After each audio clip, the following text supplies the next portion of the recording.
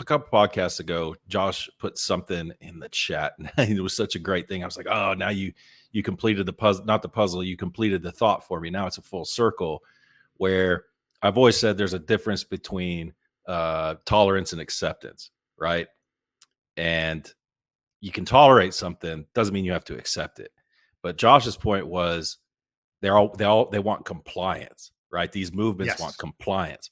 So yeah, okay, that squared the circle for me, so to speak. It's like, okay, you're going to ask me to accept you're going to ask me to tolerate it. I'm willing to go that far, but I'm not going to accept it. But when you do accept it, that, well, that's just the way it is. I'm accepting it. One of us. Now they're going to want compliance. Compliance is the final step. You could apply that to COVID too, like the restrictions, Well, I mean, the let me ask you masking, and all this. that stuff.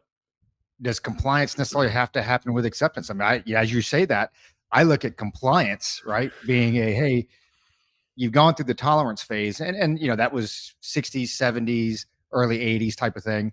You've gone through the tolerance phase, and a lot of people are probably still stuck in the tolerance phase. And those that can't move to the acceptance phase, that's when the compliance comes in, because now we're going to force you to accept it, right? Yeah, because and maybe it applies to all of them. I don't think that you have to have an entire population move through all three of them, right? If you get enough people to start accepting it, they'll move straight to compliance, where everyone who was just tolerating it, now they're going to move straight past acceptance and they're just going to comply. And that's what happened in COVID. That with the masking, that's what happened in COVID. You tolerated it. I'm going to walk around without my mask. I'll risk it, right? This one's going to get so banned by YouTube. Still, I know, to we this might day, actually, with we might all this actually crap, chop off the first 25 minutes. with all this crap, this will still get flagged by YouTube. It's unbelievable. But it's like, I'm going to walk around without my mask because whatever. But the rest of society, along with Fauci and Burks and all this stuff, they were like, no, you're moving to compliance. You were tolerating it. No, you have to mask now. You're not going to accept that it's the right thing. So you're just going to comply. It doesn't matter what you believe. It doesn't matter what you read. Just fascinating. And you know what? As long as we're going down this road, why don't we just get completely banned by YouTube? Because the Fauci testimony on Capitol Yes. Hill, so much stuff is coming to light about the shit. Which wasn't Moderna. It's the one where the National Institutes of Health in Great Britain has come out with one of the vaccines. I can't remember which one. It's not Moderna. It might be AstraZeneca. I can't remember. It's just like, yeah, we found a direct linkage to adverse side effects from this, where it's like an inordinate amount of people, it's on paper, had adverse side effects. And it's like, man, it's tough to get any satisfaction. We were joking with you, Roger, not long ago about what did you say when Trump got convicted? I think you said, I lost my faith in humanity. It was like, Josh and I were both like, COVID didn't do that. COVID wasn't the nail in the coffin on that. You had a lot of faith in humanity, but you can't even take any satisfaction out of all this stuff going on right now, when we were calling it, man, real early.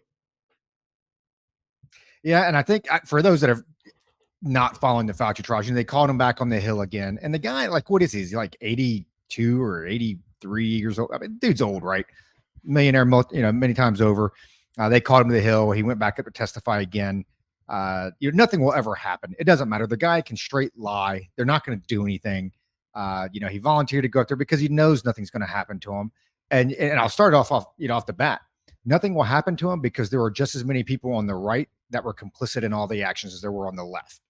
Okay, that's a fact. Okay, when you look across the board, across the states, you had some standouts. Even early on, RDS closed schools before New York City did. But he came around very quickly, right? And I understand that. Like, I understand the initial, like, I don't necessarily agree with it. I understand the take a knee for the first 2 weeks. Like, hey, we got to figure this thing out. Like, how bad is this really going to be? Are we really talking about like the Spanish flu, where we could lose a quarter of the young population? Okay, that's a problem. That can be an existential threat. So I understand that.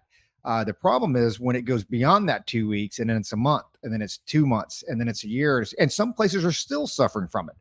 But I summed everything up because they were grilling Fauci on gain of function research, which again, money is fungible. Okay, money's fungible. It's like, yeah, you didn't have to directly give money to the gain of function research, category for Wuhan, but you gave money in one area that allowed them to free that money up to give to gain of function research, right? It's fungible. That's what they mean by that. But when it came down to like, okay, well, who started the mask thing? And then they started going the road with like the social distancing, because you got to remember the social distancing outside the masks sucked, but that was more cosmetic. I mean, I do think it had the impact on little kids. I think it's gonna be felt for years, and some of them may never recover. But the social distancing is what did it, because that's what shut down stores. It's what shut down restaurants, businesses, churches, schools. I mean, look how long schools were shut down. I mean, they're I guarantee we have listeners right now that their kids are still suffering the effects from that, right? So they kind of asked. Now, we called this months ago because Fauci came out months ago and was like, yeah, that whole social distancing thing just kind of took off on its own. Now, we knew all this came from the 1918 Spanish flu. Okay, because that's the way it was transmitted. That's you needed that 6 feet. They were looking at people's sneeze and how you perspired, how you bodily fluids are transferred, that type of stuff. So they just applied it to this. And what Fauci said up front was like, well, it just kind of took off on its own, and we made recommendations. But hey, man, we didn't tell you how long to keep them in place. It's like, yeah, you did. You were actually up there on a daily basis talking about do this, do that, do this. And here's what it's all boiled down to this for me from Fauci in that community. Okay. The ends justified the means, but the means didn't get us to the ends. Okay. That's what happened. Because when you look at the masking, when you look at the social distancing, when you look at the vaccinations, it was, and was his response to this stuff. They're like, hey, where was the scientific study that showed the social distancing? Like, show me the studies, not even peer reviewed. Just show me medically accepted studies that show that 6 feet distance is what you need. Well, there really aren't any. So then why would we come up with that? Well, because I think it's what's better for everybody. And my problem with this is it goes back to like the FDA and all this and these other organizations. Their job should be to put the information out there. I hate it when it gets to, like you say, the compliance piece and the mandate piece. Hey, man, your job should be to educate the public, whether it's foods, vitamins, supplements, vaccinations, and I'm not an anti-vaxxer. Like, I don't want to die of measles. Okay. I got that. There's a couple of other things I don't want to die of. But there are certain things that I look at my general health and say, hey, maybe I don't need this. I'll consult with my doctor. And I do that because their job is to educate me. Hey, here are the risks, the pros, the cons, and you determine, along with your healthcare professional, whether this is something that you need. And they didn't do that. It just became, well, you're just killing everybody. I mean, and now they're all asking for forgiveness. It was everybody from Cuomo to Don Lemon. I mean, and they were left and right. Every state shut down. They all sat there and they basically crucified everybody for like, you're killing Gam Gam. Remember, that was your statement for like a year. You're killing Gam Gam. I mean, that was their whole goal. It was hey, they stopped educating. Well, they were never educating to begin with. They just went straight to the mandates in the compliance phase. And if you didn't adhere to any of that, then you were a criminal. I mean, we have folks that were smuggling people in their houses because, hey, the neighbors might actually, call the cops to arrest you. I saw, it wasn't a meme, but they were talking about, hey, this guy's he's a legend. And they were showing, I think he's in California. And this is, you got to remember they arrested the dude. I think it was off Santa Cruz coastline that was surfing by himself. And they showed there was a beach and they show this dude sitting in a lawn chair fishing, right? And he's got a coat, and he's got a hat or whatever. And it shows like the local sheriff come down there. It was a dummy. It was a mannequin somebody had placed on the beach. And you had like half a SWAT team go down there to take this guy who they thought was a guy that's by himself outside on the beach because the governor and whoever, what other state, local leadership said, hey, you can't be outside. Remember when they actually filled up skate parks with sand? Right? They did that in my town, dude. They bulldozed sand in a skate park to keep kids from going outside. It's incredible. Yeah, thinking back on that time, I think what knowing what I know now, What would I have done differently that whole time?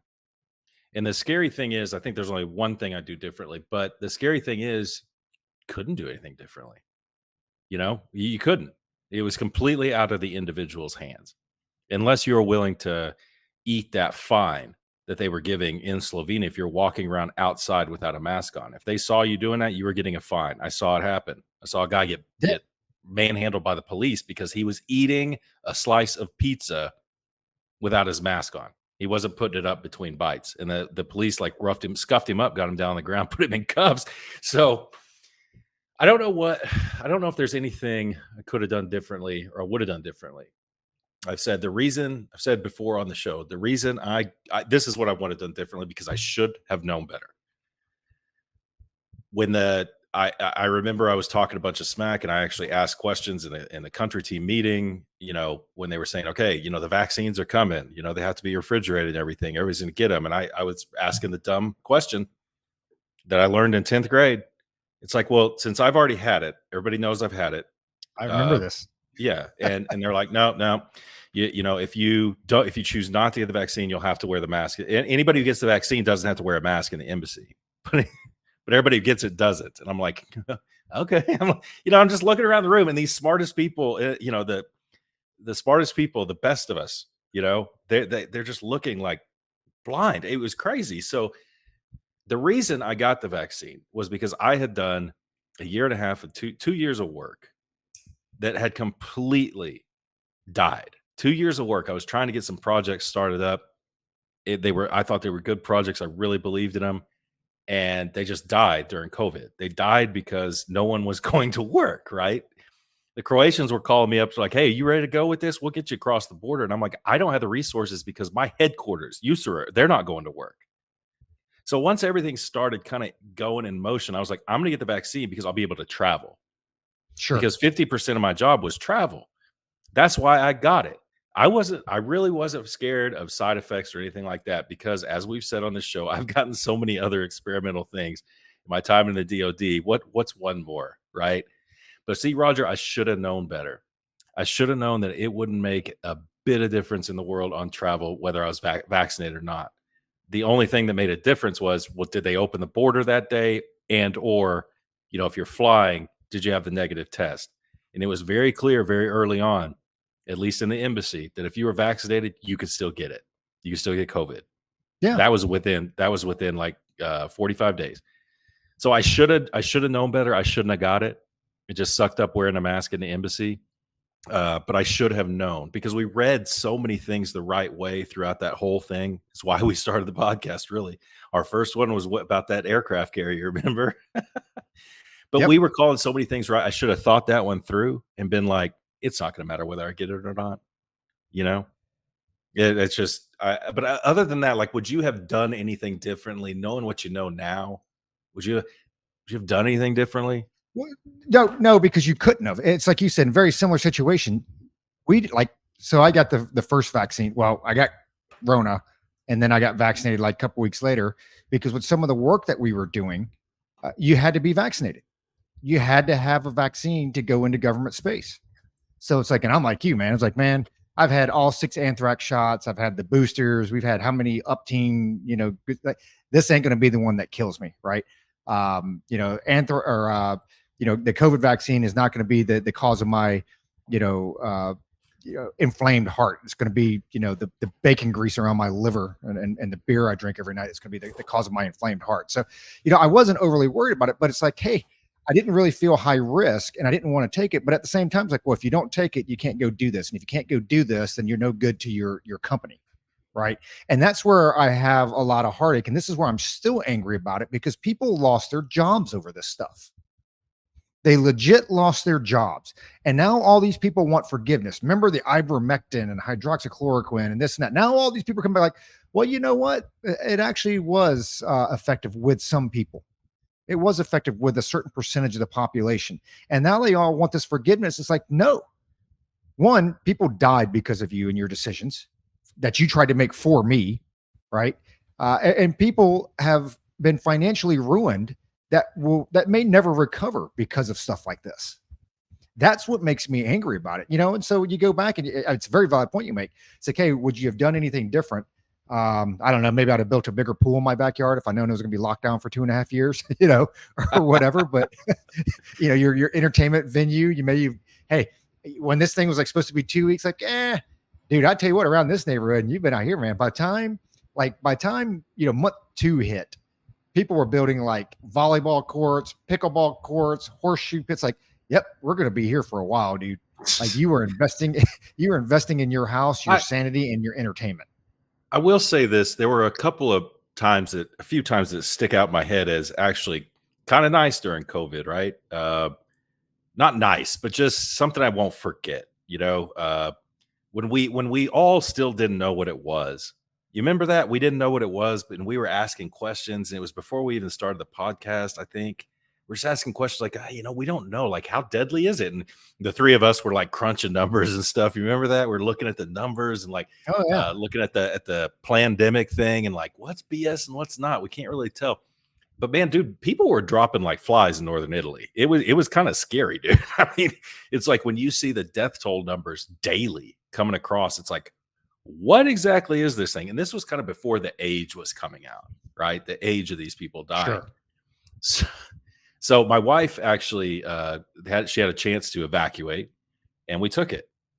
She went back with a few other people and just kind of hung out and in the States and Alabama for a little while, and then in Texas. And she ended up staying for a little while. But when I was driving her back from Vienna, that's where they flew out from. There were no cars on the road, dude. The only cars on the road were the occasional long haul trucker, right? Still bringing supplies in, and that was Yep. spooky, dude. It was very, very spooky on this giant Audubon type road, no cars on it. When usually it's just packed, and it was like, it was exhilarating. It was like, dude, is this it? It's like, is this like 28 days later or something? What's going to happen here?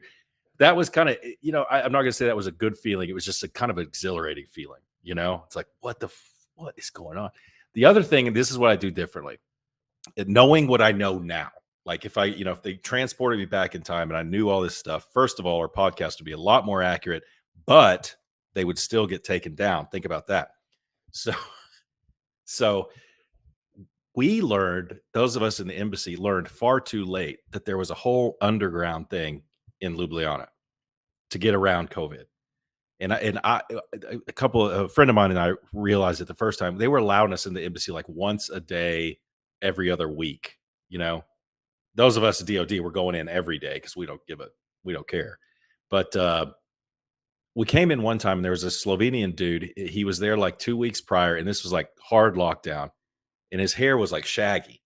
He comes back 2 weeks later. Now remember, everything's supposed to be closed, including barbershops, and he's got a nice little haircut. And I'm like, Air gel and everything. hey, wait a minute. Week and a half ago, you look like Grizzly Adams, and now you're looking like you did before. What's up? And we started asking questions. We realized there's this whole underground market where the city kind of opens up at night right before curfew, and people will either stay the night at the restaurant they've rented out, or they'll risk getting caught by the cops driving around after curfew. So when you started looking around, you'd see these restaurants. They not only were they closed, they had curtains up. Like during the day, they had curtains up, or they had just blacked out their windows so that they could open up at night and try to make a living. So once we learned that, it was game on, brother. It was game on every Dude, it's weekend. speakeasies. Yeah, it's Speakeasies, exactly right? what it was. We'd pool our money together, we'd rent out a place, and we'd go party all night, just to blow off some steam. And we were fairly, I guess, stupidly responsible. We had a friend, he was an Austrian dude, rich guy. He was like an entrepreneur kind of dude. And he got his hands on some of the first oral COVID tests out of China. I'm sure they were very accurate, but they were oral where they stick way back in the back of your throat. So he would come to all our parties and he would bring all his test kits, and we'd do a test real quick, just to try to be responsible, because if we did get caught by the DCM, it was going to be all bad. So we wanted to have, it's like, well, look, we tested. But that was fun, man. The old speakeasy, that was a lot of fun. but it was fun at the expense of just the biggest horseshit event in our entire lives that will ever happen, hopefully. Well, and I can't speak for the rest of the world. Obviously, didn't travel or anything during that time period, or very limited travel. But what I saw here in the States was, at the end of the day, dude, it wasn't about health. It was people didn't want to go to work. People are like, I'm collecting my paycheck. I stay in my nice house. I get to sleep in. I'm working from home. Some of them weren't working, period. And they're like, hey, man, I get to maintain my same lifestyle and don't have to do anything. So, how long? I have sat on phone calls why I've heard government employees straight from their mouth say, well, I hope we get locked down for another 2 months because I'm not ready to go back to work yet. These are government employees that are paid with tax paying dollars, man. And I hear that and I'm just like, man, this was never about, well, I shouldn't say never. For some people, it was. Okay. You had true believers out there. Josh has talked about them before. Dude, I have a respect for the guy that goes out there with the gloves and the bubble and the goggles and this and that. Hey, that's a true believer, man. Say what you want. They're paranoid, whatever. We've all got our little quirks, but that's a true believer. But everybody else, like, it's this health thing. It's right there when we had to wear masks in a certain government building, and I walk outside and there's somebody wearing a mask, pulling it down, smoking a cigarette, blowing it out, and then putting the mask back up. Like, dude, this isn't about health. The majority of these people just wanted to stay home. It's no different than the teachers, which still haven't recovered, especially out here in their reputations. Like, yeah, we need to close schools down. Wait a minute, is that the beach behind you? Where are you at? Oh, I'm in Aruba, but we need to close schools down. I mean, that's the thing, man. If it's a health thing, it's a health thing, and if it's a health thing, you'll make that decision yourself. I mean, we knew it. I think I told this story before when we went to Vegas with our neighbors, the ones that you met across the street. We go to Vegas and we go down to Fremont Street, and there are 10,000 people there from all over the world. Nobody wearing masks. You had a couple people wearing masks, but you are nut to butt. It is just tight quarters. And I remember looking at my buddy Steve, and I'm like, dude, if we're gonna catch Rona, this is where we're getting it, right? So we're there like 4 days, partying like rock stars. Come home, everybody's fine. Like, yeah, this is all bullshit, dude. It's all bullshit. So, I remember that. I remember that clearly when you went, and I remember you saying that to us. Like, if I'm ever gonna, I think you're sending pictures. It was like, man, if I'm gonna get it, this is what's gonna happen. But you didn't get it till later, though, right? After that. Yeah, I got it from. I actually got it over that later. From a that nurse, year. right? From a nurse, end of 2020, I think. So we had a block party, and it became the chickenpox party. But the bad thing. So here's, like most of our listeners are older, so Luke, we lived in the same neighborhood, and Luke would have chicken pox when he was 5 or 6. So my mom and dad say, hey, Roger, you need to go down there and play with Luke, so you can go get chicken pox, and we'd all just get chicken pox together and we'd be over it. Right. And then 2 weeks later, we'd all be back in school and everybody's, whatever. Well, that happened in our neighborhood with coronavirus. The problem is they didn't tell anybody they had coronavirus, and that it became the chickenpox party. So anyway, we go to our, and our neighborhood's got 48 homes in it. So it's not big at all.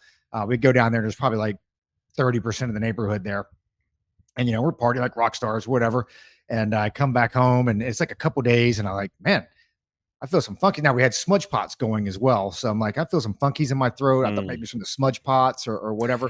Anyway, turns out we had full blown COVID. And I was like, man, wonder where I got that from. And then come months later, she's like one of the head charge nurses for the COVID unit here, or was.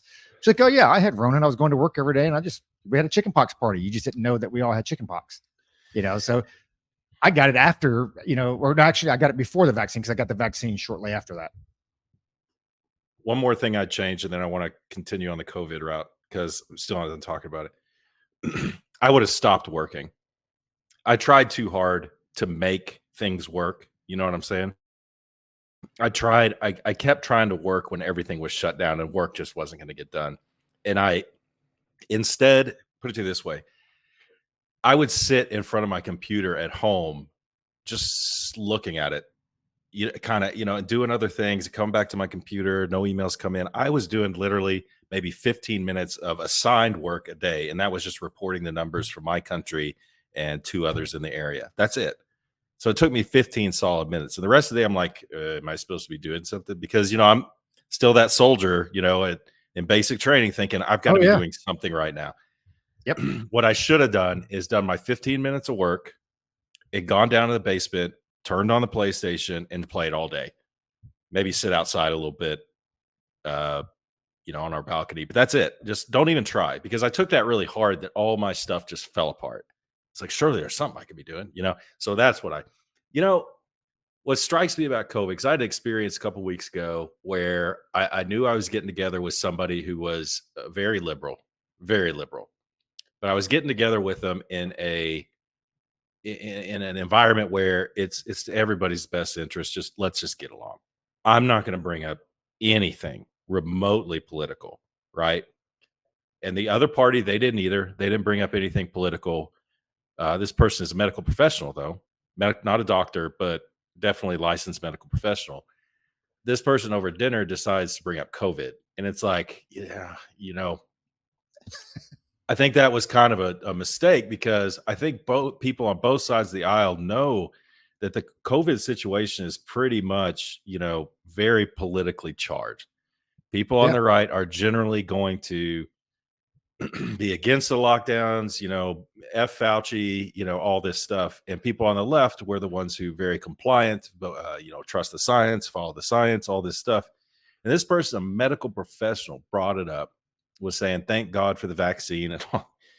And oh, I just kind of, okay, yep. I, I don't know if this person was trying to test me, but one thing they said, I said, well, when I got COVID, she goes, oh, you're very lucky. I was like, my my wife and I are lucky. She goes, yeah, you're very lucky that you got it and you came out of it okay. And I'm like, how am I lucky? Am I a 425-pound obese diabetic sitting here in front of you? Like, why am I lucky? But she's like, her approach was it was a deadly thing. And anybody who got it and got over it is very lucky to have gotten out of it with their lives. That's what she believes as a medical. It's what they believe as a medical professional. There's somebody who might listen to this who might take offense. I doubt they'll listen, but it was just shocking to me. But what that a medical professional is so blinded by the politics of it. And I think the politics, Roger, began that with Trump because it happened under Trump, right? The sure. whole thing of I'm not taking no Trump vaccine because Trump was like, we're going to work on a vaccine. And then as soon as Trump was out of office and the vaccine came in, it's like, you better take that vaccine. It was, I don't know. I mean, is that the reason that it was so politically polarizing? Is that it happened under Trump? I'm starting to think, no, that's not the case. I don't know. Why is it that the left thinks the way they do and the right thinks the way they do about it? What is that? Well, no, I think it's strictly politics. Operation Warp Speed. So you had Trump come, and again during that period, and again we can go back and we can armchair quarterback. A lot of things were done wrong, and you go back and change again. But again, I understand the first couple of weeks of like, hey man, we just got to figure stuff out. What's going on here? But then as it goes on for months, well, it's towards the end of his presidency. Biden comes into office, takes over, and here's the difference. There is a very real difference between being that armchair quarterback, or we've all been on TV. Man, you should have done this. That coach should have called this call. Sit in the sidelines, right, making that call versus when you're the man in charge. And so now, when Biden comes in the office, it's like, man, I can't have 100 million Americans die on my watch, right? So they're going to do whatever it takes to quote unquote listen to the experts. And that's why it became so politically charged, because there was such a hard push from the left once Biden came. Well, a lot of people saw through the hypocrisy, okay, because there was no consistency. You went from, remember, even Kamala Harris, I'm not taking that Trump vaccine, to that cackle, national television got to be doing, taking the shot. So a large part of the population saw that, but then it became just a full blown circle the wagons. Hey, millions of Americans aren't going to die on my watch because we won't recover from it, type thing. And so it just became this big propaganda push. And a lot of the folks saw through it. More data started coming out, but not just data from like scientists, healthcare professionals, this and that, but it's like you're saying, we were observing things around us. It's like, hey man, people in my neighborhood aren't dropping dead. They act like that if I came into contact with you and shook your hand, because we went to the fist bump, that the fist bump, we're going to be okay. But if I shake your hand, then I'm going to die tonight. And when I come back, I'm going to give it to my kids and I'm going to give it to my wife, and they're all going to die. And grandma and grandpa's going to die. right? And Started that out wasn't the like that. case. Started out Yeah. like that. Started out with that mindset, but what it became, Yes. then I'm gonna go back to this. What that became, the fist bump or the mask or whatever it was, if two people fist bump, if I put out my hand to shake your hand, after that whole hysteria kind of died down, if I put out my hand to shake your hand and you give me the fist, that was a signal. Yes. That's what that Even was. now. Av- Even Even now. now, even now, and so it's like, um, I think I know what Dude, I think you know what I'm asking, but it's like, why? How else do I ask this? It's like, why are why are people on the left? Why did they buy into it hook, line, and sinker, even when Trump was in because they're with the socialists and they're lockdowns? communists and they want to stay home Is it just and a get paid. mindset? Is that what it is? It's a For mindset. some of them, I see it now even in blue states, dude. Some of them drank so much of the Jim Jones Kool-Aid that they just believe it. I mean, it goes back to your thing dude, this is how stupid it was. Remember, they went away. So, we used to shake people's hands when we'd meet. I teach my son, hey, you meet a guy, you go up and you shake his hand, and you look him in the eyes and, good morning, how you doing today, sir? Or whatever the case is. And then we went to the fist bump. And then remember when they were doing like the elbow smash? It's like, Oh, okay, well, the geez. fist bump is not even any good anymore. It's just the elbows. Dude, half the population was, I mean, man, they're just brainwashed. What's even worse is the fact that it's 2024, 4 years later, and we're still here talking about it.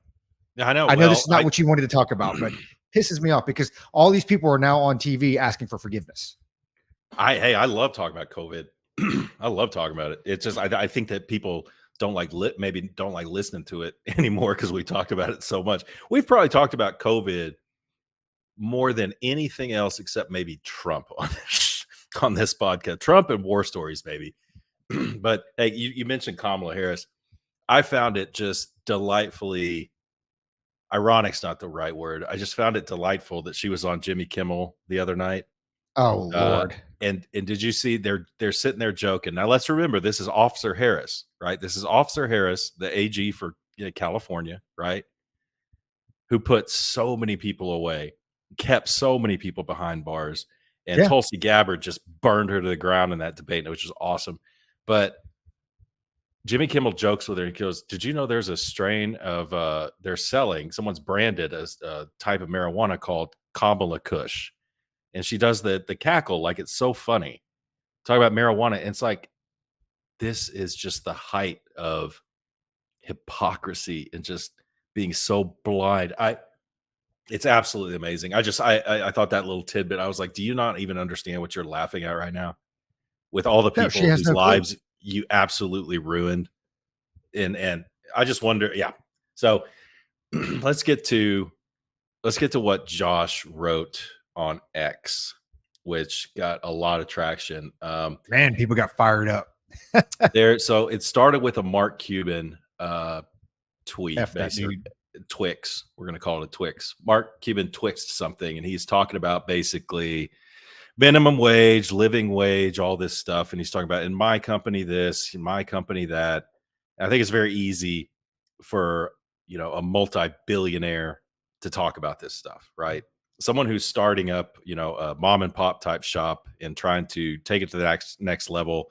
That's a different conversation. It's real easy from the top to make these statements. So this guy, this chef Andrew Gruel, he used to be on Food Network and all this stuff. He's kind of a base dude. He has a few restaurants in LA, and he basically called him out and he's like, look, the cost of living is so high in Los Angeles. A living wage here, the minimum wage, if you have two kids in a household, will be $61.73 an hour, $61.73 an hour. you know he goes, so what's the answer? He's like, what's the answer? So Josh chimed in to Gruel, who's got quite a few followers, and he said, people need to stop thinking jobs usually reserved for high school and college kids are meant to be a career. That's it. That was what Josh wrote under the Culper's Canteen Cup. And boy, that thing blew up. And it started a very interesting conversation, and people were chiming in, and it just underscored to me, Roger. I mean, you read through pretty much all of it, I think. I think you were following it pretty close. It just underscored to me how people, yeah, let's just start right here. I mean, what were you most taken aback about with people disagreeing or taking umbrage with what Josh said. I'm gonna read it again. People need to stop thinking jobs usually reserved for high school and college kids are meant to be a career. Now, Josh is probably talking about, well, he was talking about grocery, baggers, even grocery cashiers, waiters and waitresses, mainly for college kids, hostesses at restaurants, working at the Walmart, for instance, maybe. So people who took umbrage with that, Roger, let's just leave it up to you. Well, one, most of those people that were making those arguments against him, against what he said, have no idea how businesses operate. They have no idea how they make money. They have no idea where their own paycheck comes from. And they obviously have not looked at any statistics. It comes down to no different, tying it back to COVID and healthcare. Show me the data. What's the data behind this stuff? Most of them don't even know it. They think they know it. They make it up. They throw it out there and you're like, hey, show me the citation for this. You have no clue, because I have some stats I'll throw out in a minute, but it all boils down to equity versus equality. Okay. They think that, hey, you worked hard at McDonald's. You worked hard 8 hours, today at McDonald's, flipping burgers, cleaning bathrooms, whatever it is that you do at McDonald's. There is no reason why you shouldn't make as much money as the CEO. Man, get the hell out of here. They believe because you've done your 8 hours that you should make the same pay as every executive in the company. And that's what it boils down to. Yeah, it does. And let's dissect this a little bit. So I love Josh's Twix. I loved it. Thought it was great. But in my opinion, if this was our job to sit down and make posts on social media and try to get traction and try to be as clear as possible, because make no mistake, there are people out there that's what they do. That's how they make their living. All these people who write a couple books a year, your Michael Malice's, they actually have this down to a science. So perhaps we could use a little bit of economy of words here with this particular post that Josh made. Instead of all those words, people need to stop thinking jobs usually reserved for high school and college kids are meant to be a career. How about this? People need to stop thinking starter jobs are meant to be a career. How about that? Let's just eliminate a lot of those words, because there's one dude that was getting so worked up. He's like, well, I'll go to Walmart during the day and that's when kids are in school. It's like you're missing the point. A job at your local grocery store, bagging groceries, I'll even say a waiter or waitress in a town like I live in, that is a starter job. For some people, that's a career. Some people make a career that, Sure. that's just what they've done their whole life. There's nothing wrong with that. But it's a starter job. That's where you start. The starter jobs is where you start to hone your skills to go into the actual, a bigger workforce. If you're a waiter, waitress, you learn how to deal with people. You deal with people. You learn how to interact with people. You learn, little things, social interactions. As a bagger, you learn to show up at work on time. You learn efficiency of how to bag it, right? It's a step in a positive direction. So if you start off, okay, there's a lot to say, but what do you think about that? Just like starter jobs. And people are like, what do you mean? And we're like, it's low skill labor. They're like, are you calling people low skill? It's like, we're not calling people low skill. We're saying these are people doing low skill labor. There's no judgment there. There's zero judgment, but it's a starter job. Absolutely. It's It is. entry level. Pay should be based on what you bring to the table and your skill set / merit based, right? That's what it comes down to. Hey, because the bottom line is this: to flip a burger. Okay. Yeah. Maybe I'm doing one. I could pay you $25 to flip a burger. Well, let me tell you how businesses work. Most of them try to make a profit. That's how most of our 401ks are funded, right? So why would I pay you $25 to flip a burger when I can pay the other guy $20 to flip a burger? Why would I pay that dude 20 if I can pay the other gal 18? That's how it works, right? And they know that. The problem is this: one, it goes back to the equity, and there's also just a lack of personal responsibility. They don't want to take the next steps to increase their own skill set, right? To increase their own marketability, to actually have the potential or the opportunity to earn more money. They just want to be stagnant, and it's everybody else's fault. I have some stats on this thing because the numbers are actually pretty mind-boggling to me. So you would think it's a lot more. Okay, but it's not.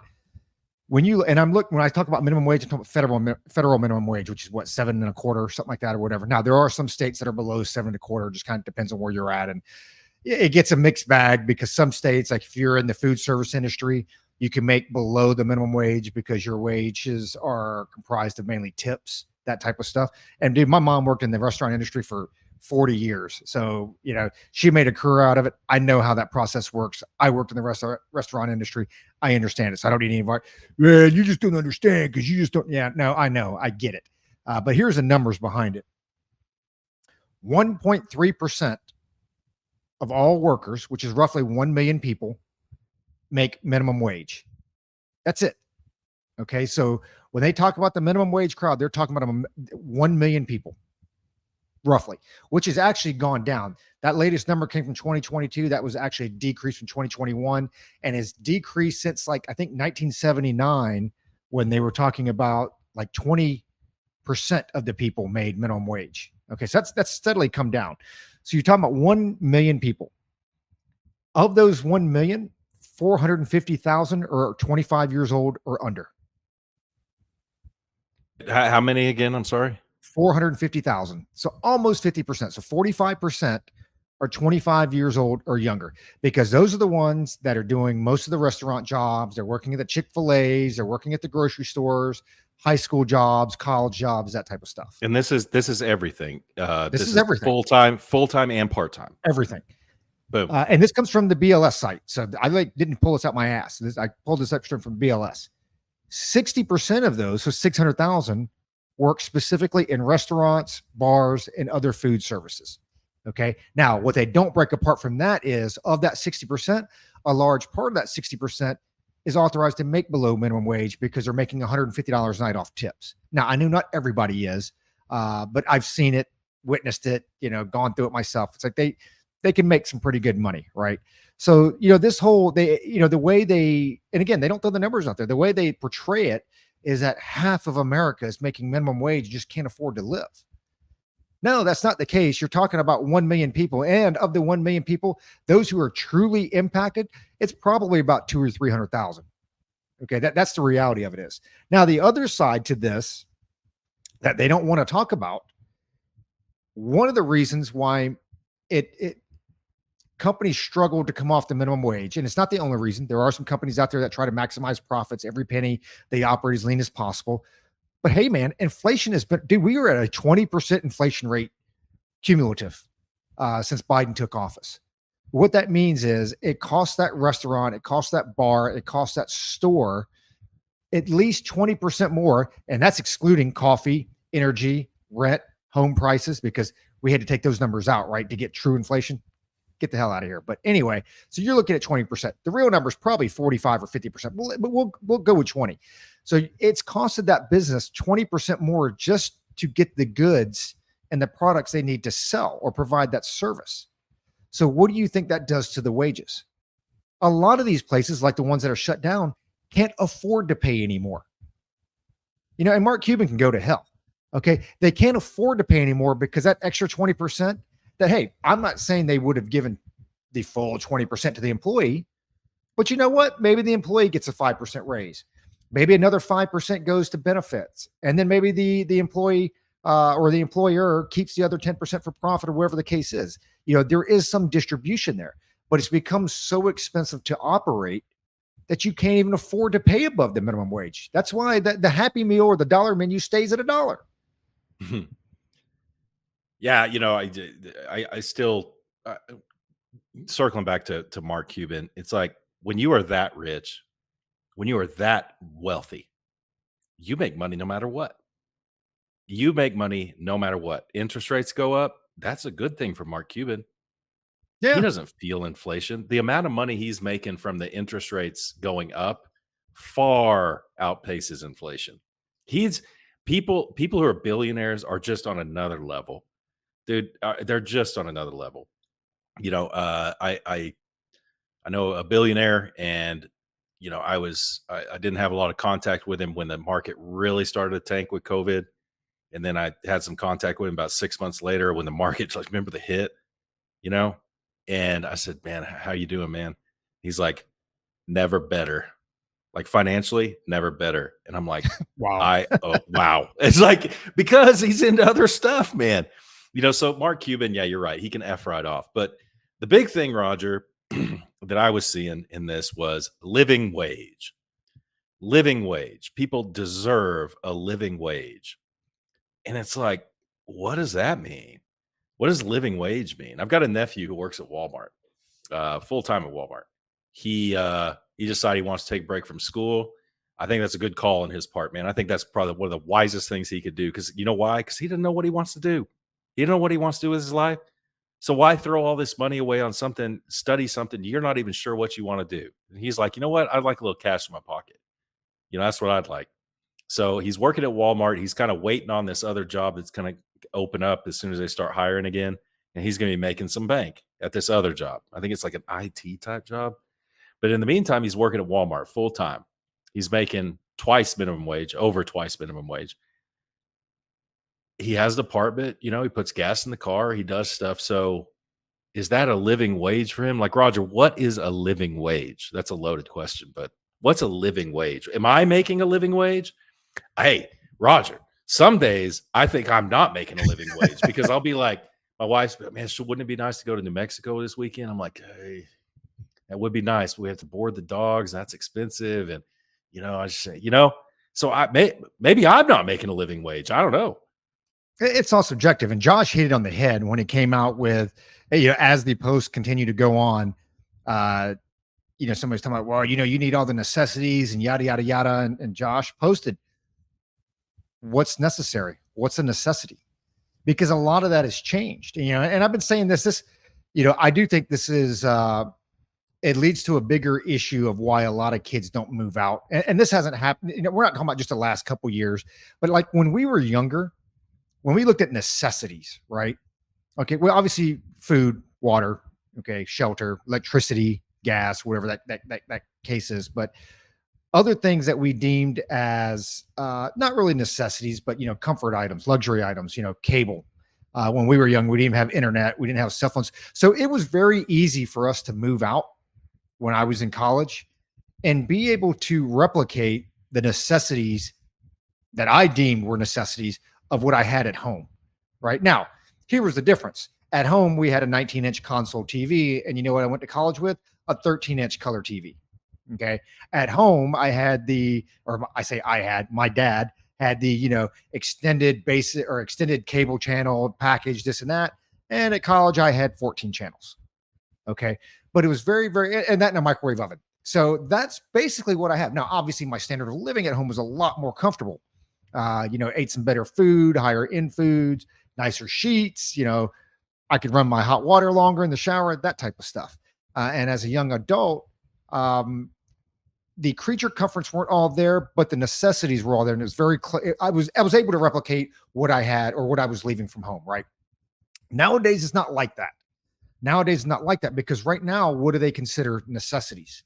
Right now, your iPhone is a necessity, and I say this, tongue in cheek. A lot of folks believe, hey, your iPhone is a necessity. Your data package on your iPhone is a necessity.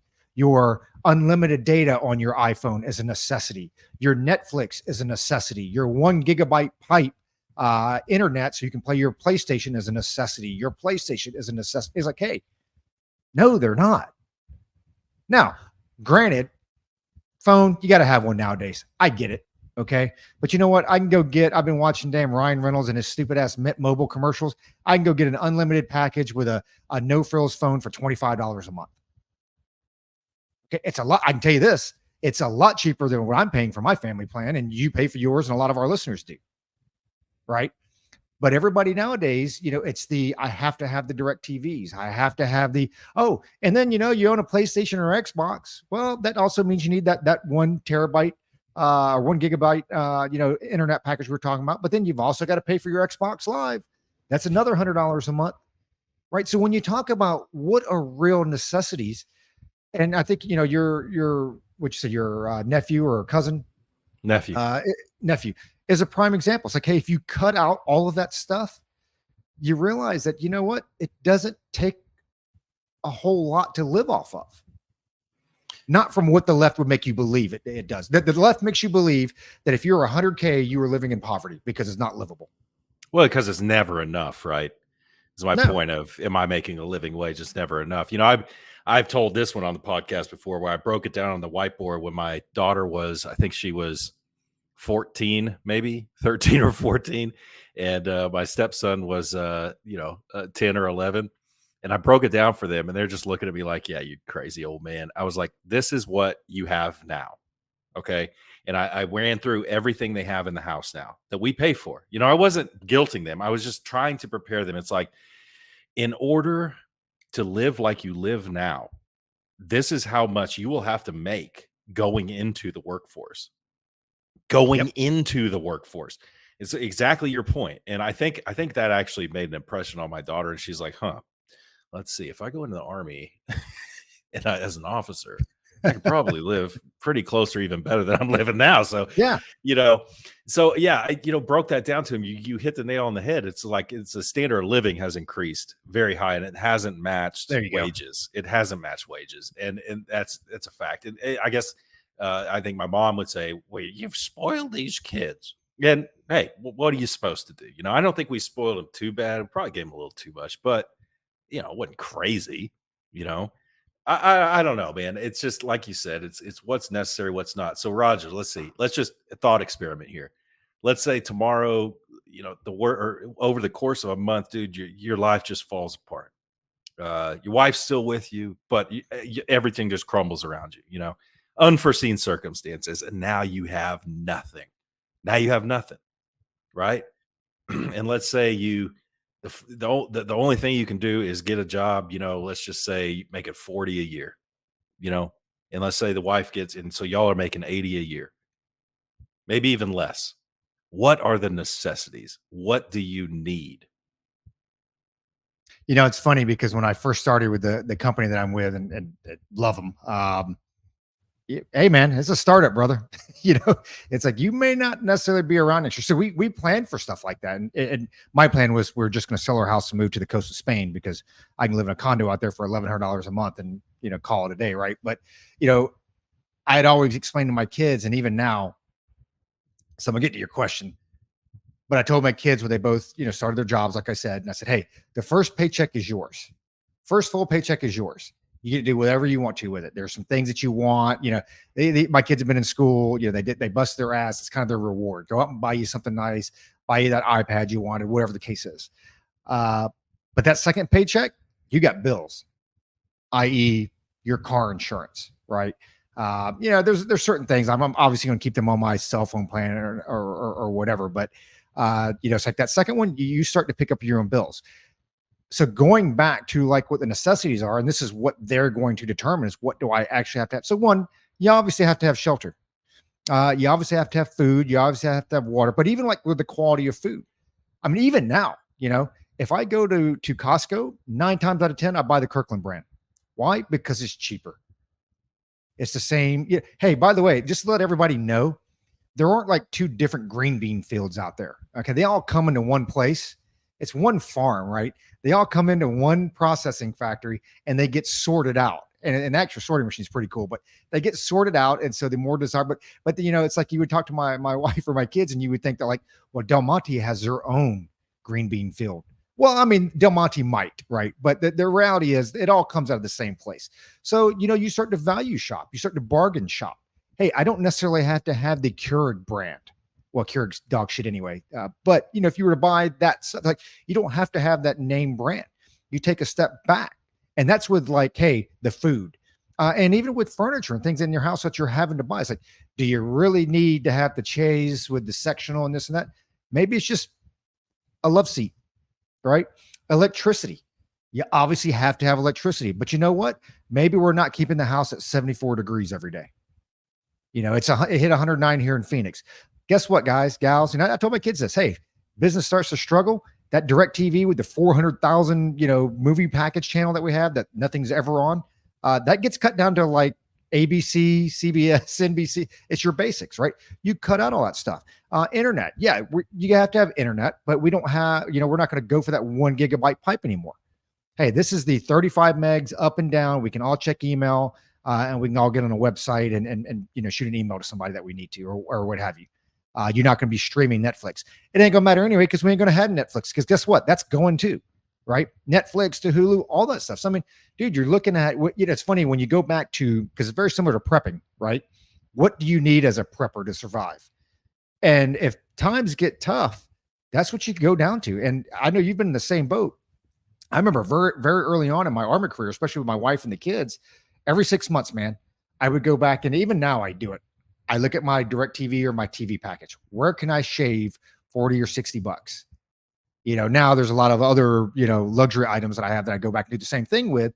But it's like, hey, I go back, look at the bills. What are we spending? Where can I cut down 40 bucks here, 60 bucks there? And next thing you know, man, you're saving $200 or $300 a month. And that's not even like struggling or suffering, right? Because you can go all the way down to, hey, when was the last time you cut coupons? I mean, it's funny because I watch my daughter and like now I take the coupon book, I throw it away. We get it every Wednesday or whatever. And my daughter is like, whoa, whoa, whoa, whoa. Let me have this here because for her, it's like, I can save 10 or 12 bucks. So even with like the necessities, we all know what they are, but even with that, you can downscale a lot and save even more. But the problem is people don't know how to shop, price per ounce, weight, right? Price per pound. Or my wife always gives me a lot of shit because I look at it. Well, this is cheaper. I'm like, yeah, but it's less. Dude, I'm a price per ounce guy. I look at what am I getting? I may be paying a little bit more, but I'm getting more out of it, right? So as times get tough, you have to become more frugal. But it's like you said, man, there's a lot more things nowadays. Standard of living has gone up so high that there are a lot of things that people consider as necessities. And you really need to go back. Maybe we'd go back to one of our early episodes and as a prepper. Hey, what do you really need to survive off of? Because I know in the house that I have, I love it. I like it. I could take it down 75% and still survive and be fine. Yeah. Part of the problem is that we're men who are married, right? And that's not the wife's fault either. People guys always want to say, "Oh, the wife's spending me in the poorhouse" and all that stuff. It's like as men, we want to provide. We want our wives to have, what they want. Sure. We want them to be comfortable. And because what made me think of that is like, man, I could take it down to bare bones, brother. I could believe me, I could live a very Spartan life today. I don't want look, make I don't want to take a cut in the quality of life. I don't want that. But the house Right. I'm surrounded by right now, and the cars we drive, dude, we drive very frugal cars, by the way, relatively speaking. But I could take it down, dude. I could take it way down, and I could Absolutely. actually live in a crappy part of town, and just be socking this money away, just be socking it away. Get rid of, some of the stuff I have. I don't need it, But my wife likes she likes to nest, She likes a bigger house and not big, but she likes a nice house, She's like making it sound like she's a whatever, like a Paris Hilton type. She She's didn't not. listen anyway. It But doesn't I matter. want to I want to provide, I want to provide. I want to make her life better. Me, dude, I could cut way down. But that's part of the thing, you want to provide, you want to make that life better, so on and so forth. But yeah, it's I don't I definitely I think I'd be okay. I think people in our generation, you go back to how you were raised, you described it to the audience and me, and you're like, this is what we had, this is what we didn't have. And I think that our generation, Gen Xers, which is is pretty much the predominant, demographic who listens to us. I think we could go back to a quote unquote simpler way of living relatively easy. It's Oh going to be yeah. harder on the millennials and the Gen Zers for Well, sure. we got lucky because we were in that transition period. I think Josh Very brought that up. lucky. We transitioned from that analog world to the digital world, and our kids, especially like my kids, dude, all they've ever known is a digital world, right? Yeah. Yeah. And, and take it a step back, you talk about, the boomers, they kind of lived in a transitional period too. They had it harder than us, because I know a few boomers do listen to us. They did have it harder than the Gen Xers, but they did live through a transitional time too, where they saw a very frugal way of living, and it got better. It got better, better, better, better. Now you go back to, and I think maybe this is a good segue to today, as we're recording, is June 6th, 80th anniversary of D-Day, and those kids. and Josh, oh, he'd eat this up, and oh, he's gonna be so mad. Josh is not gonna listen to this, by the way, but he would want to talk about this a lot. Is those kids who stormed the beaches and they were kids. But today I heard though, Roger, I heard that the average age, maybe I heard it wrong, but the average age of the US troops on D-Day was 26. To me, that sounds very old. That Sounds sounds about very right, huh? really 26. I mean, but either way, it's like you talk about, those kids grew up tough, man. Those kids grew up tough. Product of the Great Depression, they grew up with nothing. They grew up hard, but they also grew up religious. Saw a stat today. It's something like 78% of households attended church on a weekly basis. In the 1940s, early 1940s. It's just, I want to believe in the spirit of America, and I want to believe that we would rise to a challenge, but it's hard to believe that now. It's hard to believe that the average 26-year-old, who would be, facing odds like that would have the same kind of fortitude those people did back then. And not just the men, the women who are back home too, the Rosie the Riveters and all this stuff. It's just like we are a different people now. And I don't think it's much of an argument to say we're softer as a people. Like I've seen the soldiers out there now. I've seen them. There are some hard dudes out there, hard, big, tough guys. But those are the extreme exception. Those are the people who are truly actively seeking it out. Sure. You open up the draft, you're not going to get people like that. So, I mean, what do you think? I mean, comparatively, people now, people then, I don't know. So the going to the age thing, it's funny when you pull it up, it says in World War II, the average age of the combat soldier was 26. In Vietnam, it was 19. It looks like that came from a song. That was one of the starting lines coming from like the Vietnam Memorial of the 58,256 members that are listed on that. It was The 19 average the average age is 22.8 years old. And they break it for down World in War World II or War. Vietnam. I'm sorry, that was Vietnam.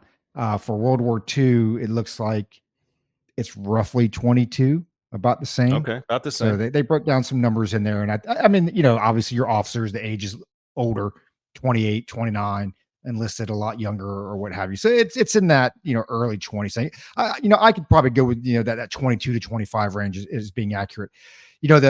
As we were talking about that this morning, and it's I don't know, we had this term when we were deployed downrange is the best way to make a martyr is not to tell him that he's a martyr.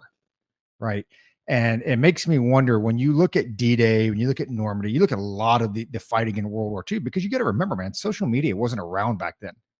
I mean, back when we joined the army, remember the Mars telegram thing, where you go down to the Mars office and you'd send it like, you could do a Mars telegram back home, and it would take, a week or 2 weeks or whatever the case is. They did that for years. But that was the speed of news back then. So, I guess a better question would be, do you think it's due to mainstream media and just our communication abilities now? Because I'm telling you right now, when you look at D-Day, World War II, Normandy, that type of stuff, I don't think you get the same bravado, piss poor choice of words, but I don't think you get the same motivations that what we perceive that or what they had, uh, if they're showing this stuff on YouTube every day. Right, when they're showing, I mean, you look at what's going on in Gaza and Ukraine and Niger and around the world, Congo. I mean, you see these video clips all the time, 24/7, and a lot of it's manipulated, a lot of it's disinformation, a lot of it's misinformation. Could you imagine the propaganda that comes out in World War II if you had the same communication? So at that point, I think it changes a lot. So when you look at today, one, we have become softer, because our standard of living, again, across the board has gone up. We have creature items, or creature comforts. You're a very big fan, and you're rightfully so, where it's like, hey, we're comfortable. We will give up a lot, right? We give up a lot of freedoms to maintain our comfort level, us included. I know, every now and then Josh likes to cook off on us and, we're soft. But at the end of the day, we have families. You're going to provide for your families. You like your comfort items. And we don't really give up a whole lot for all the yang that we talk on the show, right? I get to the point where I try to buy American when I can. But for the most part, most of us and even our listeners, I think you do give up a lot to be comfortable. And so when you look at, the standard of living for folks, what they're used to, and warfare's changed. I mean, like once we got, I'm convinced once we got into like the 90s with, especially when you got into the Clinton era, and it was, the military became a rebuilding force, and, rules of engagement really came around. And we're talking about Bosnia, Haiti, that type of stuff. At least in my experience, I'm sure some of our older listeners might have a different perspective on this, but warfare changed and warfare itself got softer. And that, it's like when we went through basic training. I mean, when you graduate basic training, you think you're a hard ass because they're like, what makes the grass grow? Blood, blood, blood. You're out there with the bayonet and you're stabbing the dummy and this and that. And then like 10 years, 15 years later, it's like, you can't actually say blood makes the grass grow anymore because it offends people and it scares them. It's like, well, this is the army. But the nature of warfare has changed as well. So like, we haven't done ourselves any favor to motivate these young men and women. What scares me is, and you guys have talked about this both, and I'm not just talking about like a true civil war here, but we ever get into like another like true war, right? And I'm talking about World War II style. And I don't know if that ever happens again. Who knows? I probably not. So probably just talking outside of my ass. I mean, Afghanistan was brutal, Iraq was brutal, but when you look at D-Day, I mean, almost the same number died on D-Day as they did in Iraq and Afghanistan combined. Okay, that was in one day. So warfare has changed, but what worries me is that if you get to the point where we actually do have to defend freedom, and I'm talking about through physical violence, I'm talking about through the military, I'm talking about through combat, I don't know if we're ready for it. But at the same time, I say that, I mean, I don't know, man. Do we ever have that kind of conflict again? I mean, I think a lot of it's going to be fought in the cyber world. There's a lot more, economic things that you can do, sanctions, that type of stuff. We're a lot more globally connected now than we were back in the 1940s and 50s. I mean, I don't see anybody having to grow, victory gardens here in the next 10, 15 years, right? Yeah, I think that it's going to move to we're going to move past fifth generation really soon because yeah, you hit it on the Right. head. I mean, in one day we lost this many, and that was just one day, and that was just the beginning of the European theater Could you campaign. imagine And that number today? Imagine no, today that if, okay, hey, we are deploying forces back to Afghanistan, we land in Kabul, and we lose that many soldiers in a well, day. that's a carrier group going down. That's what that is. And I've said that for a while. It's like, man, a carrier group goes down, man, American people aren't ready for that. Especially if it's not a World War II type situation. If it's a China Taiwan type situation, it's like, hey, what the hell are we dying for over there again? But back then you had all these mothers, dealing with this, but they were dealing with what they felt was an existential threat, and it probably was, and it definitely was.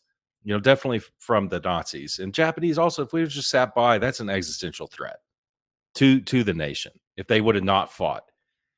So it's like they fought for something. So when their child died, it was like this is for something, so that the whole nation could get behind it, right? The death and the sorrow and all these things. It's like, well, it was for something. That's different now. What is that for something? It ain't Ukraine, kid. You could put as many Ukraine flags in your bio as you want. It ain't about Ukraine. It's there is no there's not really any existential threat right now, not like that. Nukes are a different story. We can talk about that some other day. I don't know. But yeah, I don't see it. Boy, unless something happens, like you read in the books, like the EMP that takes down everything, and now it's like Albert Einstein said, I don't know what World War III will be fought with, but I know what World War IV will be fought with. And we're like, what's that, Dr. Einstein? Sticks and stones. If it goes back to that, yeah, maybe we can find that spirit of the bayonet again. I know we don't have much time, Roger. You say we Well, I have an think it hour and a goes half. back to, I look at it right now that, I think when I look at the cyber warfare stuff that's going on, it's really, in my opinion, another form of mutually assured destruction. It's the, and by that we're talking about the 80s doctrine, right? That, hey, look, you might nuke us. we're going to nuke you too. We're going together. Right. And so I think when you look at a lot of the cyber capability now, there are obviously a lot more outside of just the industrial base, military industrial base, defense industrial base that uses this when you get to espionage and that type of stuff and just theft. Um, but when you look at using it as part of the military force and deterrence, it does become that, hey, we're going to shut down your entire country. And Dude. so now there does become another race, right? Because if you shut us down, we got to be able to shut you down. That's why this is And so dangerous. That's why yeah, this is so dangerous. This whole quantum computing and AI, whatever, machine learning, whatever you want to call it. It's why it's so dangerous because as with nukes, dude, man, I could talk on this for a while. I love this stuff. Okay, no, 5 to 10. We're going into the 5 to 10. Don't shut us off because the best is yet to come. I promise y'all. So, with mutually assured destruction, with to Roger, I'm following up on Roger's point here. With mutually assured destruction with the nukes, when the reason Reagan's Star Wars was such a big deal, we can shoot down your nukes before they hit us, is because there was no longer any mutual assured destruction. And there was a lot of right. pushback against Reagan saying, no, we can actually get ahead of mutually assured destruction. We can now, you can't do anything against us, right? That was kind of a wrinkle. Now, Star Wars didn't really exist, it was just all a ploy. I think we all know that. Uh, there is technology now that can possibly shoot down missiles, but there's so many there's so many with the nuclear triad. It's like if we hit you, we're going to get hit too. With Yeah. this quantum computing, like what Roger was saying, it's like, if you take down our economy, we'll be able to take down yours too. Now it becomes, like Roger was saying, a cyber arms race, right? And who knows where that's going to go because it's not as straightforward as it's even less straightforward than shooting stuff into orbit to come and land exactly where you want it to land. I mean, it is extremely complex and it's scary if you look at it from like a macro level. This arms race we're in now is far scarier because you go back to the Clinton doctrine and I think it kind of goes back to Clinton and H.W. Bush, where it's like, okay, we're developing a national security strategy to where we're going to intertwine everyone's economies to where it doesn't benefit anyone to attack. It doesn't benefit anyone. And that's the whole thing with China right now. It's like, well, China could invade Taiwan, but they're going to take a big hit, son. They're going to take a big hit and better be ready to absorb that. And I don't think they want to. But yeah, it's very complex. We've tied our economy so close together that Roger hit it on the head. This is a cyber arms race. Can you take us down before we can put up enough firewalls? Oh, you've got this tool that can quantum compute and beat any firewall out there. Okay, we're going to have to build a bigger firewall, and it goes on from there. It's very interesting. Since we only have 5 to 10, and man, we can hit on that again. I want to talk about how I hate women. I was going to talk about the European economy, but okay, go ahead, shoot. No, okay. Roger, break down the European economy for us. You got 2 minutes. No, Well, no, I but was I going to hate. say when you talk about the intertwined economy, that's what we're seeing right now with Ukraine and Russia, right? That's Oh what yeah, we're seeing with the European nations and beyond them because the economies are so entwined. It's like, yeah, I may not agree with everything Russia is doing, but you know what? I actually do need some natural gas this winter. I that's do why the need some, Nord. I like some cheap oil, right? That's why the Nord Stream 2 thing, when that happened, and I still want to talk about why I hate women. But when the Nord Stream 2 thing happened, I was like, oh crap, here we go. This is it. This is it. Because we all knew straight up this wasn't Russia that did this. And it's like, man, but it didn't work out the way I thought it would. But I was very surprised about that because that was a big deal. I hate women, Roger, because now I have to follow the WNBA, and women caused that. Well, only And one team. You only have to follow one team. well, everyone else is only following one team. So I want to talk about Caitlin Clark real quick. She got roughed up a little bit. I didn't think it was too bad. It was just she got roughed up a little bit. She's a rookie. Yeah. Her, I a couple of things. I I'm not against her being roughed up a little bit. I'm not against that. I don't think the league should necessarily try to protect her. It's in their best interest to do so. Like Magic Johnson was always mad that they're protecting Larry Bird, or I'm sorry, Michael Jordan, right? there does need to be some level of protection. I think Caitlin Clark is tough. I don't think that they should be protecting her, but at the same time, it's like, girl, you're a rookie. You better get tough. But saying that also, she's getting so much heat, man. And it doesn't, it's like it's a shame. I don't know, dude, if she can make I hope she's tough enough to make it. But man, the amount of bullshit coming down on her, not just the physicality on the court, but all the static outside of that. It's like there's extreme jealousy. I heard somebody say she is a heterosexual white woman in a black lesbian league. And there's a lot of hate there. And it's like and there's a lot of jealousy. And there's the race thing. But I hope she's tough enough. I hope she can work it out. I She's feel for tough enough. her. You know why I she's hope tough so. enough? Because she No. signed a $28 million endorsement deal. That's why she's going to Well, be tough enough. even LeBron came out. I kind of didn't. LeBron came out and he said the WNBA needs to be doing more to protect her. Now, I don't know if he means physically or just like protect from all this stupid noise that's going on. She is bringing so much, dude.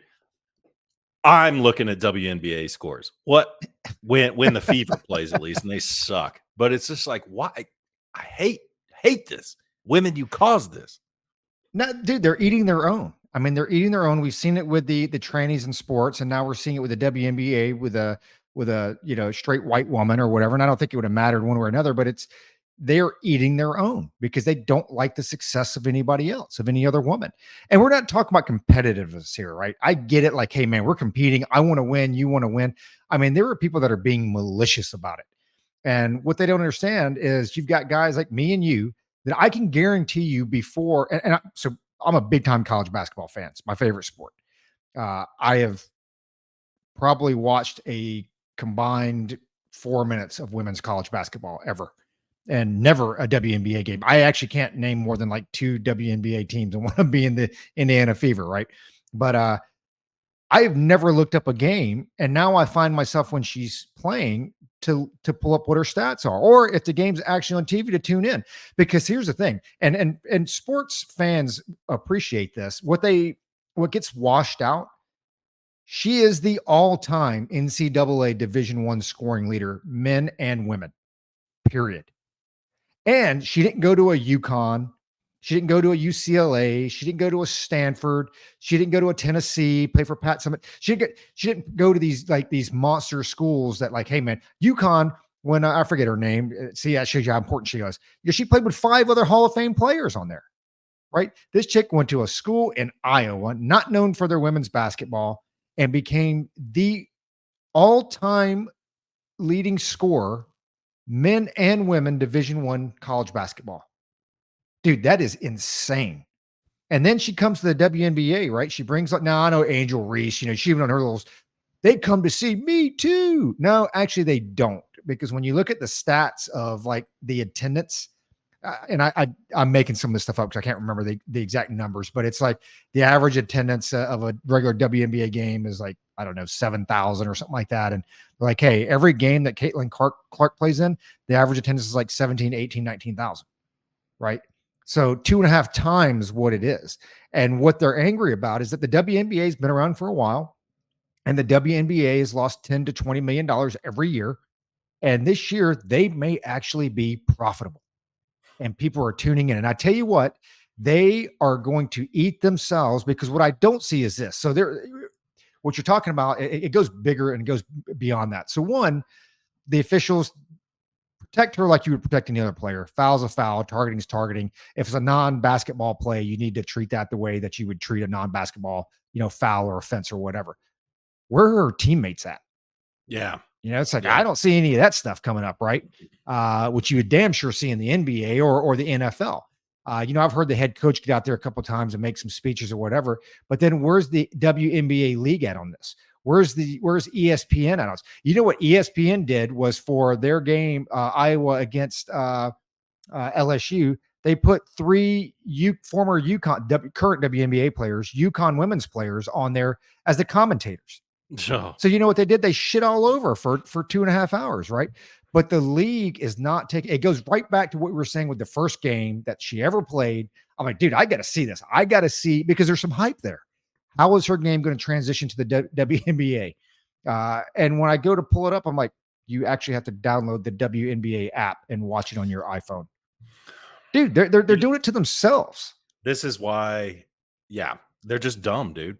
They're just dumb because the formula is there. It's staring you in the face. And the formula isn't the Michael Jackson formula. It's not. I understand Caitlin Clark and her scoring titles. I get that. This is not the Michael Jackson formula. The formula they need to follow, if Angel Reese was smart enough, I wish I could give her credit for being smart. I don't know. She just It's doesn't so seem this horrible. smart. But the formula is Magic Bird. Yeah. That's the formula. Yes. Dude, follow that formula and you will make yourselves rich. You've got Roger and Luke watching, at least following kind of WNBA. You really made a breakthrough there. Why don't you capitalize on that? Let's go Magic Bird with this. Let's go shoe lines. Yes. Let's go all this stuff. It's like, but no, you got a bunch of executives who don't know nothing. You got a bunch of, I don't know. I hope their agents are good. I wish somebody would see what's so blatantly obvious. There's money to be made here. You can play on the race thing so that both of you make a ton of money and you're having drinks in the club afterwards laughing about it. Why don't you do it that way instead of being so whatever you're being? Just the ego's getting in the way. Petty. It's like Just being petty. it's petty. It's It like is petty. it's the one Chicago player that checked her that made all the news. And they're like, look, I'm being harassed. And reporters are walking up to her on the street, whatever her name is, do you have any comments? I'm like, you know what? Here's the reality. That's the first time that chick has walked down the street and anybody has come up to her and known who the hell she was. Yeah, and if she Much would less just her play name, that, right? just play that, just play on that. Yeah. Yeah, whatever. I don't know. Well, we've all been in situations where the young guy comes in where you've paid the dues, and the young superstar comes out and they're getting all the attention. And yeah, there's jealousy there. It's petty. I get it. But we're talking there's money to be made here. Can't you just put that aside? I don't know. Youth is wasted on the young, Roger. Youth is wasted on the young. Well, without Josh here, I guess we better close it out. It's just the normal shout outs. You know who you are. Hey, had dinner with Michael a couple of weeks ago and he still listens. Appreciate that. And he's got a new gig he's doing. I'm really happy for him doing that. So Michael, shout out to you, and Jed, Scott, Chris, all you guys. Thanks for listening. Thanks for putting up with just me and Roger. I'm sure we'll cover some of this same ground next time because Josh just can't help himself. Josh is out on the road again. He's going to have to talk about how much appeased the current generation is. So anyway, until next time, keep your canteen cups full and tightly secured.